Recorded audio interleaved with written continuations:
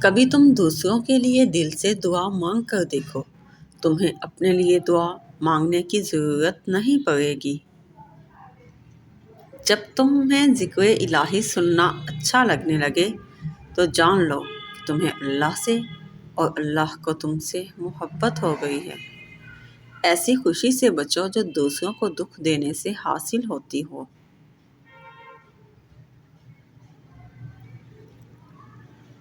دنیا ایسا گھر ہے جو انسان کو ہر ساتھ نئے گناہ پیش کرتا ہے۔ جو خود گمراہ ہو اسے رہبر تسلیم کرنا کسی حادثے سے کم نہیں۔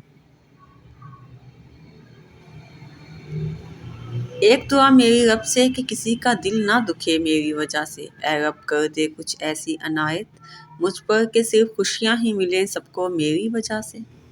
زندگی ایک کھیل ہے، جیتو گے تو کامیاب ہو جاؤ گے اور ہار جاؤ گے تو سمجھدار بن جاؤ گے، لیکن کامیاب ہونے سے پہلے سمجھدار بننا ضروری ہے، یعنی جیتنے سے پہلے ہارنا ضروری ہے۔